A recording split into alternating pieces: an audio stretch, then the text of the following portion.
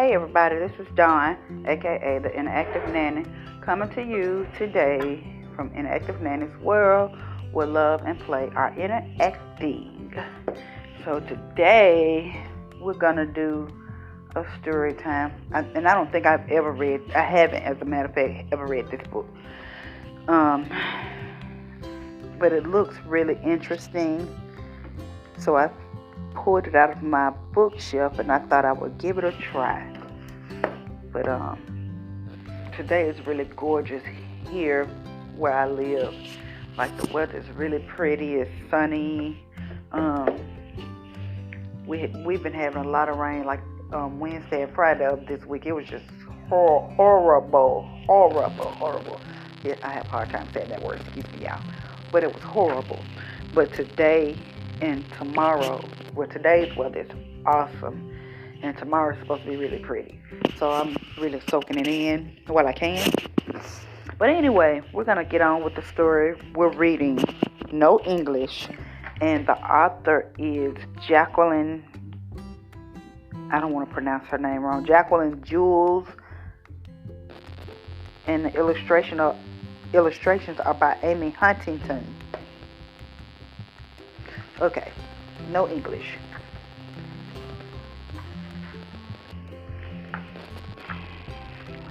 Let me get to the first page. Here we go. No English, the little girl said, shaking her head. Espanol. Her name was Blanca, and she was from Argentina. Miss Bertram gave her the empty desk next to mine. As soon as she sat down, Blanca took colored pencils out of her backpack. She drew all during spelling, and Miss Bertram didn't say a word to her. When I got caught making a picture during class, I got in trouble. It didn't seem fair. Miss Bertram, I raised my hand. Blanca is coloring.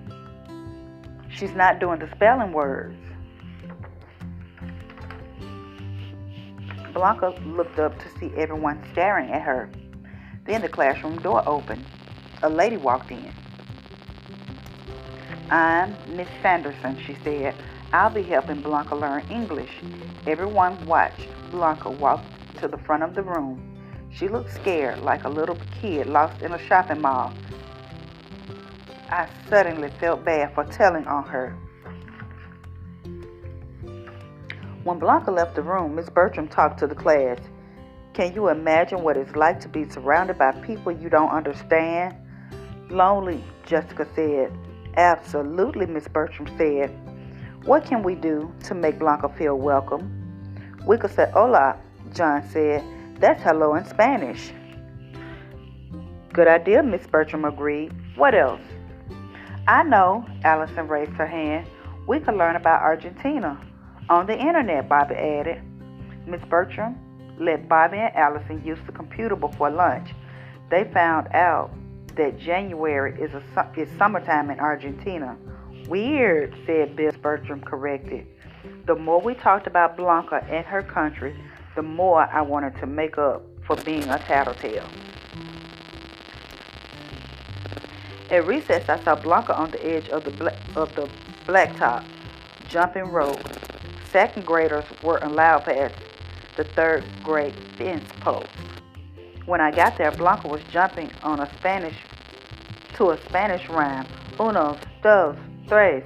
Hola, I said, remembering that Spanish word for hello. Blanca stopped jumping. Hola. This was my chance to make friends. I pointed to the rope. Share? She smiled and handed the rope to me. Just as I was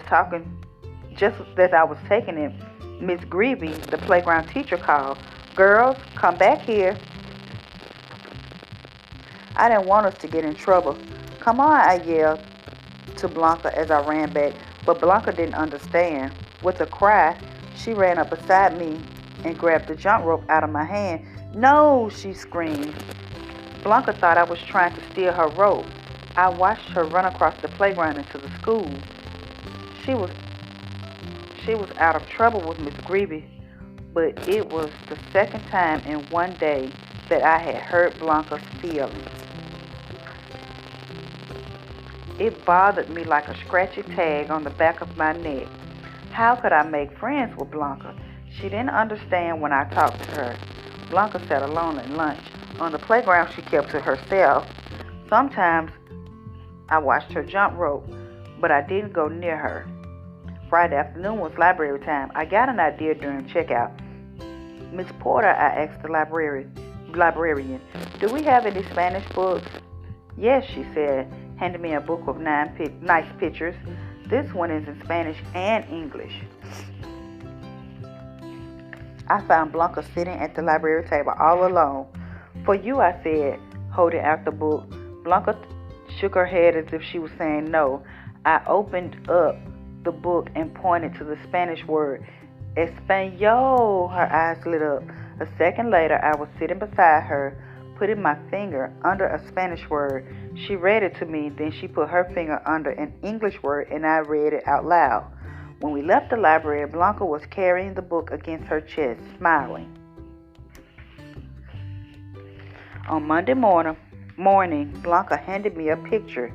It showed two girls sitting at a table reading a book. One of the girls had black hair and brown eyes and looked like Blanca. The other girl had blonde hair and blue eyes like mine. Thank you. We smiled at each other. I picked up my pencil and wrote Blanca beside her face and Diane beside mine. Blanca had never said my name. I wanted to make sure she knew it. When I showed the picture to Blanca, we both giggled. Please stop talking. Miss Bertram was not there. We had a substitute named Miss Clemens. This is spelling time, Miss Clemens frowned.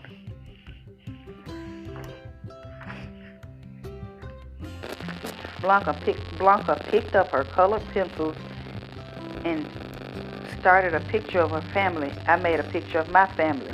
We labeled everyone. I found out that she has a younger brother named Manuel. She found out that I have a younger sister named Veronica. Then Blanca drew a picture of her house. I made a picture of my house. We leaned toward each other, whispering and pointing. Girls, Miss Clemens called out. This is the second time I've asked you to be quiet. I couldn't help it. Blanca and I were having such a good time. One small giggle came out, then a louder one. Blanca started giggling too. Soon the whole class was laughing with us. That's enough, Miss Clemens pointed to Blanca and me. Come up here right now. Everyone stopped giggling. I took Blanca's hand and gently led her to Miss Clemens. Tell me your name, she snapped. Tell me your name, she snapped as she fixed the card that said you were in trouble and had to go visit the office. Diane Wells, I squeaked, and this is Blanca. Blanca what? Miss Clemens asked. No English, Blanca said, shaking her head. Miss Clemens handed me the purple card. Blanca and I left the classroom for the long walk down the hall. When we arrived, the secretary asked us to sit down. I put my hands in my lap and tried not to cry. I had never been to the office before. Mr. Conwell, the assistant principal, walked in. He was so tall, I could hardly see his face from where I was sitting. Blanca put her hand on mine. Young ladies, he said in a deep voice, come this way. We sat down in his office with our heads lowered. So what brings you here this morning? I lifted my head a little. We made pictures. Did the teacher ask you to draw pictures? So you were drawing pictures instead of writing spelling words? Mr. Conwell said, yes. Do you agree? Mr. Conwell squatted down and turned his head so he could look into Blanca's eyes.